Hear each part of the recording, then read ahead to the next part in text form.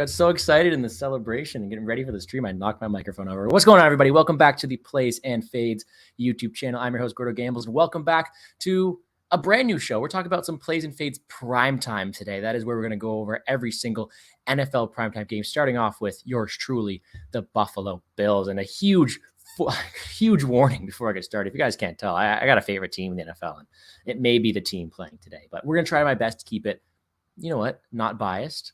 I actually like a bunch of spots in this card. It's the first Thursday back with football. I had to bring in one of the GOATs in the space, one of the best people I've talked to online. And I think we see eye to eye in a few of these things. And hopefully he can bring me back down to earth when talking about my Buffalo Bills. Let's bring him in here. How we doing, WizzBets?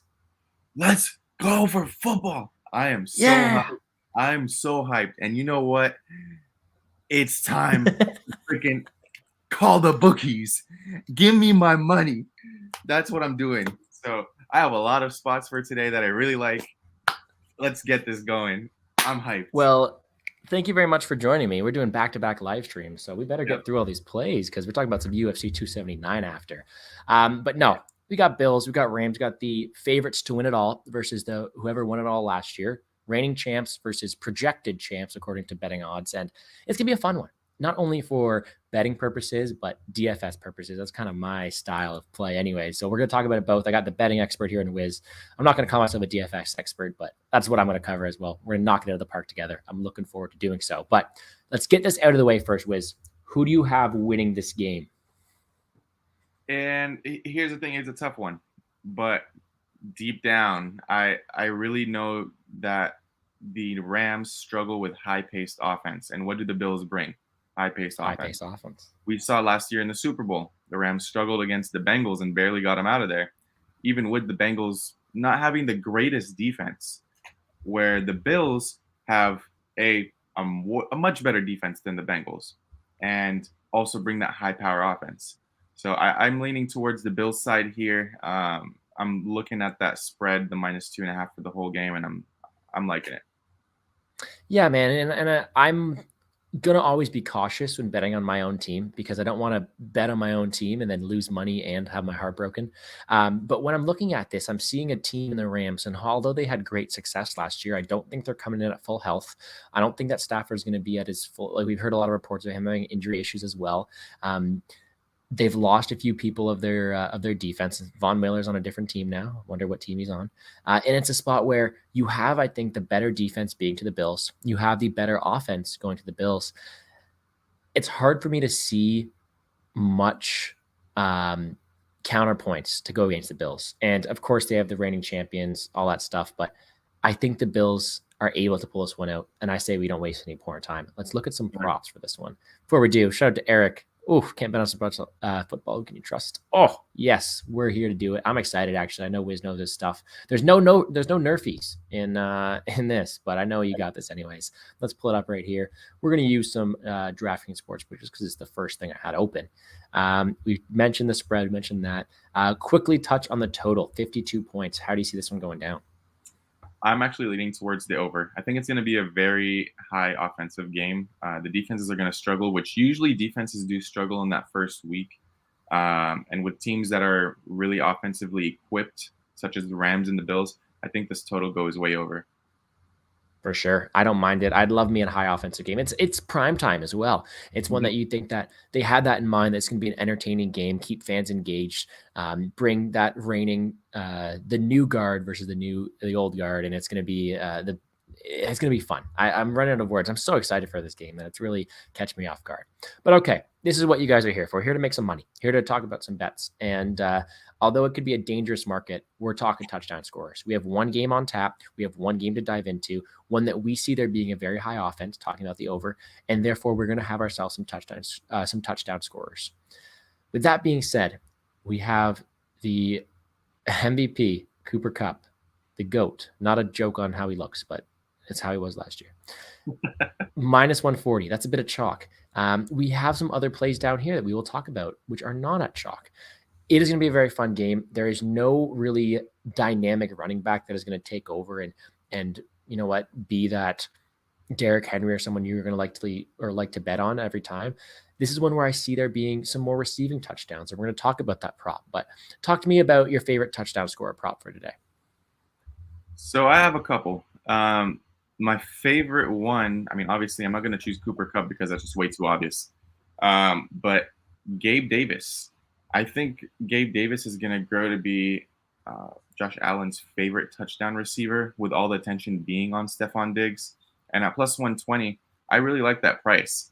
That might be, I wouldn't mind a stab at the first scorer, Gabe Davis. Um, or if you can find like the first Bills touchdown scorer, that's not bad either. He just knows how to get himself open. We saw it against the Chiefs in that playoff game, and Gabe Davis was just running around these Chiefs corners, man. And when you have Ramsey, that's more than likely going to be covering Diggs, Gabe Davis opens up a lot of room for this touchdown. So I really like that first score and that anytime score. But going along with him, a sleeper pick for me, because I'm not all that high on Cam Akers myself. I like the Darrell Henderson anytime touchdown score at plus 310. I see it on the screen. That's not a bad look either. Wow, you think that's related to any injury on the Akers side, or just because you don't think he's going to get the ball dominance here that you would expect him to? I think both. So Cam Akers obviously coming off of that ACL injury. I know he played like a couple games when he came back from the injury last year. Um, I don't think he established his dominance as RB1 in that locker room. I think it's going to be running back by committee until he proves himself. And that's why I'm kind of leaning towards that Darrell Henderson side. Yep, and we will talk about him later. Spoiler alert to the DraftKings side of things. When I'm looking at these things, I like the big men. I like the tight ends, and this is a spot where I do see. You know what? There's no OBJ. There's no Woods. I think you're missing a lot of the assets, and I think this is a spot where Tyler Higbee might be also going a bit overlooked here. I think at plus 210, I think he's going to be able to find some separation in the end zone. And I think that he is a guy that they could probably get to more than that plus 210 does entail. Again, not the prettiest of bets. I think that if you're looking at another prettier thing, Dawson Knox, I think he's going to be similar to the Gabriel Davis side, going to have the opportunity to get around. He was a decent touchdown target for Josh Allen last year. And I think that with the volatility of the offense, with that Ramsey being on Diggs, I think that Dawson Knox can definitely be open. And we saw him sign that contract recently. We saw him be able to be cemented as a pivotal part of this offense. I think at plus 170, you have another line that's a bit too wide. Do you agree with me on that one? Yeah, and when you look at the Rams last year, I believe they allowed the most touchdowns. I mean, all of their touchdowns, like if you were to look at the statistics, most of them were to tight ends. So that is definitely a good one. I like that. I like that. Moving on. I know I saw you post a bet earlier. You want to talk to me about the over 1.5 passing touchdowns for Josh Allen? Yeah, and as you guys can see, it's very juiced at minus 180, but for good reason. Mainly when it comes to NFL, I bet props. Most of you guys know me for betting money lines and stuff like that, but NFL is this one sport where I am a prop guru. I like to look at these props and really hone in on them. And for me, my favorite prop to bet on are passing touchdown overs. And when it comes to a high power offense like Josh Allen's, I just don't see him not throwing 2 touchdowns at least in this game. And with me thinking this is going to be a high offensive game, the ball is going to keep switching teams over and over again. Josh Allen has the better weapons, in my opinion. Obviously, don't just forget about Cooper Kupp, okay? We don't need to talk about him. But for the rest of the team, he has the better weapons on the receiving side with Dawson Knox, with Gabe Davis, and Singletary can be a decent reception threat. So I think he gets over that total pretty easily. Probably first Awesome. half. Yeah, I love it, man. I'm with that. I'm on that with you. It was one of the first things that's jumped off the page to me. Let's hope we cash that together. Hopefully, I don't mush you on that one. But when you look at my track history, and I am nowhere near a prop guru like you are. I like to stay to the spreads, to the money lines, to the totals. One of the favorite things for me to bet on last year was Josh Allen rushing yards. He hit it a lot of the time. I was really looking forward to seeing him, and I'm someone who likes to see my favorite player go out there and rush the ball, be a versatile quarterback, be that use his size to his advantage. And when he's running the ball, you can tell that he wants to win. You could see that last year in the conference game. He's fun to watch. Is this another spot where you think I should take the over in his rushing yards again, or should I stay away and try to get my bias out of the way here? Yeah, I mean, I hate to say it, but yes, I do like the rushing yards over. I know we talked about this off camera too. And if you look at last season, he almost in every game went over that number. So when it comes to a strong pass rush defense like the Rams, we're going to see a lot of scrambles. And with a lot of scrambles comes a lot of quarterback rushes. And Josh Allen, when he rushes, he's not rushing for like 2-3 yards. He's going 8-9 yards almost every single time. Because there's a lot of games last year where he went over 60, over 70 rushing yards, and all we need is 36 here. So I like that, and I'm going to be on that myself as well. All right. Happy. Music to my ears. All right. I'm going to talk quickly about a couple receiving and reception props. You think about anything else you're going to play there, you're able to look on the screen here. Let me just talk real quick on this. This is a spot where I think that although I'm all over the Bills defense, I do think that their safeties are one of their weakest position right now. They have a couple of younger guys out there, and it's going to be wouldn't be out of the woods to say that Cooper Kupp's able to get his 90 receiving yards, no problem. He has cemented himself as the big threat out there, not only for the deep ranges, but just to get all these targets. I mean, his receptions is at 7.5. Doesn't have to compete with OBJ, doesn't have to compete with Woods. I do think that 90 is around the realm where it should be. It could be justified. But when we look at the receptions, I don't necessarily see the people around him attracting as much attention as they should.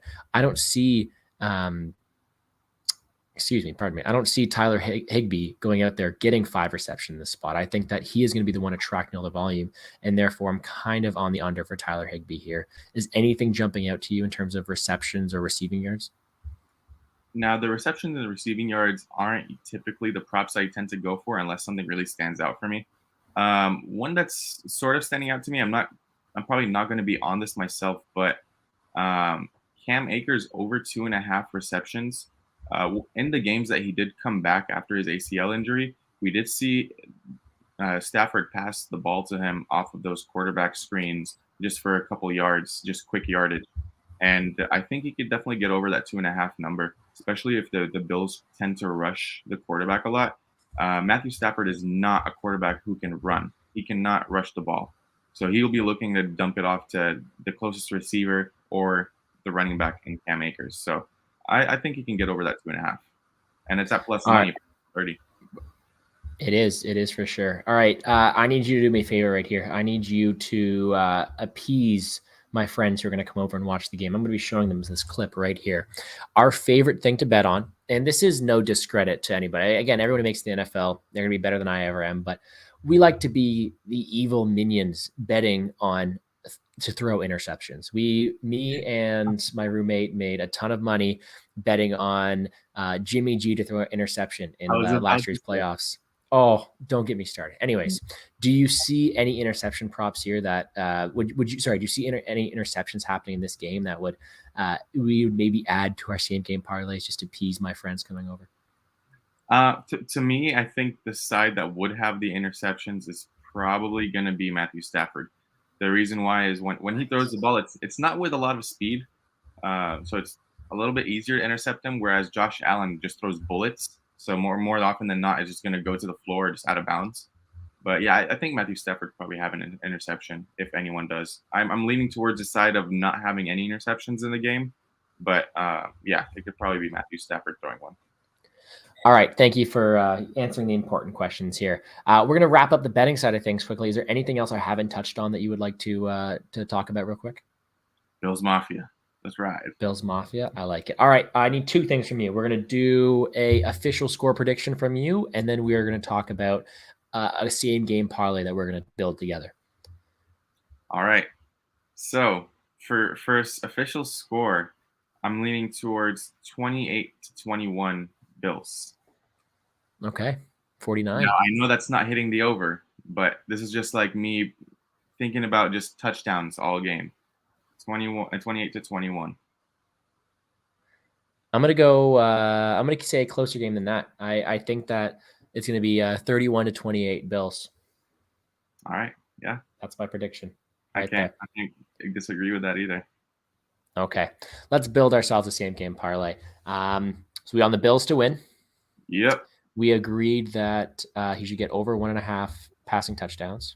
Mm-hmm. Should we throw in a Gabriel Davis touchdown? Is that what you liked? Let's throw in a Gabriel Davis and a Dawson Knox touchdown. How about that? Oh, both of them. We're getting greedy, aren't we? We're getting really greedy. I want my money. Okay. I'm calling the bookies. Davis and Or you know what? Just put Knox. Cooper Cup in there. No. We'll be. Ooh, we got a bonus available. I don't even think this is. I'm not even logged into my account. Anyways, 100. That is plus 800 for that, and I haven't even added in the. Well, I guess it's already implied. Should we add in some Josh Allen rushing yards as well? Let's get greedy. All right, there's our Bills Mafia parlay plus 1,000. That is the most biased thing. If this hits, I'm placing it. I will place it as well. There's some very biased Bills Mafia action for you. All right, let's move on to the next segment of the show. We're going to talk about some DraftKings here. And I know Wiz is not the biggest DraftKings player, but he knows his stuff. And I'm going to guide him. I'm going to show him the light in terms of DFS this time. Let's get this going here. Okay. Of course, we have the big salary of Cooper Kupp being the most expensive player on this slate. Josh Allen, 12K. I'm loving him here. What we need to think about here is who is going to be our leverage play? Who's going to be our low-owned targets? Who's going to be someone that we can go to? And then who else are we fading up top? When we look at someone I'm going to, I think that this is way too cheap for Henderson. You talked about it. Committee, Akers still coming off that injury, hasn't really cemented his spot. 4.8K. I think that is a decent pivot spot to go out there, maybe get a touchdown, maybe not look too bad. Is there anybody sneaky around this range here that you're liking, or anybody that you don't like up top here to score well fantasy-wise? Very, very sneaky here. We have the brother of Dalvin Cook, the rookie running back on the Bills. And when you're scrolling down, I saw 2,800. James Cook. That's also a committee. Devin Singletary is not impressive. This will be a committee. Whether it starts today or whether it starts later on in the season, I think he takes over the starting running back spot because he's very talented. And I think they'll probably give him a red zone look here. Wow. That is very sneaky. Let's get him in here, see what happens if we do this and this. So both committee running backs. I'm liking myself some Gabe Davis and Dawson Knox. That gives us enough to grab, close to grabbing Kupp. So what we'll do is we'll throw Davis at our QB. Oh, whoops. But yeah, this is DraftKings for you. This is my. There we go. This is a lineup we can make right there. High leverage spot in Cook and Henderson. Davis as a contrarian captain play. You can get Josh Allen, Dawson Knox, Cooper Kupp in there as well. I like that play. But all right, enough about what I like. Who is someone in this upper echelon, upper price range of the fantasy side of things that you don't think is going to have as successful of a fantasy night that you're looking to fade? Cam Akers. Cam Akers? That's the one that stands out to me. I'm just not high on him personally. He has not impressed as much, and especially coming off of an ACL injury. I know that was last year. He had all this offseason to recover. Still hasn't really proven anything. So I think Cam Akers is a pretty solid choice there. We look at the weeks that he was fully active and getting 24 attempts against the Buccaneers. He only got 48 yards. Mm-hmm. I mean, he only put up 7.8 fan points. Last year, with 5 weeks of play, with getting over 12 attempts in 4 of them, he never put up more than 10 points. We'll put up 10.5, so more than 11 points. Again, his average salary last year was around that 6.5 mark, and now he's at 8K. It is hard for me to get to him as well. I like that leverage spot on Henderson instead. Diggs is also a questionable fade for me. Again, he's going to be covered. I love Stephon Diggs. I think he's one of my favorite players on the team. I think he has one of the best wide receivers in the league, as we know. But he's facing Jalen Ramsey. He's going to draw more attention than Gabe Davis is, and it's hard for me to spend that extra $1,800 to go up to him while Gabe Davis is right there, who's going to probably get that same amount of volume. Do you agree with that, man? I agree, and I have another one actually too. What else? Matthew Stafford. There's been the reports of that shoulder injury being pretty serious. You hear 1 week where he's like, okay, he's starting to throw. 1 week where the coach is like, oh, he's fine. He's 100% healthy. But we know in the NFL, people like to cover things up. If there's a lingering shoulder injury and it's a quarterback, it's not good. If he can't throw, it's going to be a problem. And that's where my interception idea came from. So my fear is if he gets sacked a couple times or if he gets hit pretty bad, that shoulder might start to give out and he might get taken out. And the crazy thing about his shoulder is he doesn't have that same dual threat where he's able to rush the ball. Only over 20 yards twice the entire season last year. He is completely dependent on his touchdowns and his volume, his completions. And it's a spot where when I'm backing quarterbacks, especially in a game when you're facing such a high level defense like the Bills are, you're going to need to have some rushing upside for me to get to you, especially at 10.8K. I mean, that's only $1,200 lower than Josh Allen, right? That difference for me is pretty insane. So I'm liking those two guys up top, Cup, Allen. I don't mind me some Davis, don't mind me some Knox. I think Robinson's sneaky in there as well. And then I really like Tyler Higbee as a pivot play, as well as Darrell Henderson Jr. Last question for you. Do you think any of these defenses get any special looks today, or is it going to be a high-paced game with not much points for them? I think the defenses are going to struggle week one. Both offenses are pretty good. If Matthew Stafford can throw for the whole game, then I think both defenses are going to struggle. If anything, I think the Bills defense will probably get an interception. I'm not ruling it out for the Rams defense either. I mean, Ramsey is really good, so he could have one himself too. But I'm leaning towards all Bills today, and it's not like they're my favorite team or anything, but it's just very indicative to me of the lines of all these numbers on the props that the Bills should win. I love it, man. I love it. And I'll be playing around with these lineups for sure, but I do like all those extra pivot spots you got, what we got to there as well. And I think that's a pretty good video for week number 1 of prime time. Yes, quickly going over it all. We're both taking the Bills. Bias on my part. Luckily, Wiz is not as biased. We're going to take the over in the spot. We like our favorite bet of the day is going to be the over in the passing touchdowns, a bit of chalk for Josh Allen. We're also liking the anytime touchdown score between Gabe Davis and Dawson Knox, as well as you had Henderson as your pivot play, both in DraftKings and a high value spot for a touchdown score. Other than that, man, let them know where to find you and get comfortable because we have another live stream to come. Yes, sir. 5 minutes to UFC. Yes, awesome. So WizzBets, I linked your YouTube and your Twitter down below. Is there anything else? That should be it. Thanks for having me on, and I will see you in 5 minutes. Yeah, no problem, guys. Everybody, thank you for tuning in. Thank you for chatting. I hope everybody enjoys the game today. I hope everyone tries to make some money on the week 1 of NFL football. It should be a fun one. I already got a side bet here. I'm releasing it to the public right now for everyone watching. Me and Clint from Die Hard have a side bet. We're facing each other in week 1. If I lose, I'm not going to say what happens if he loses. Let me say that. How do I say that again? If I lose this week, which I'm not going to lose because, it's fantasy football and I'm ready for this. If I lose, I do have to buy a Die Hard stimulus shirt. Oh, that's fine. I'll do it.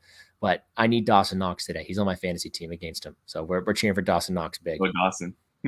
Go Dawson. All right, guys. Again, enjoy the game. I hope you guys made some money or are gonna make some money. Hope you guys like the video. Subscribe to the channel, like the video down below. Show some love to Wiz, and let's make some money, guys. Cheers. Go Bills.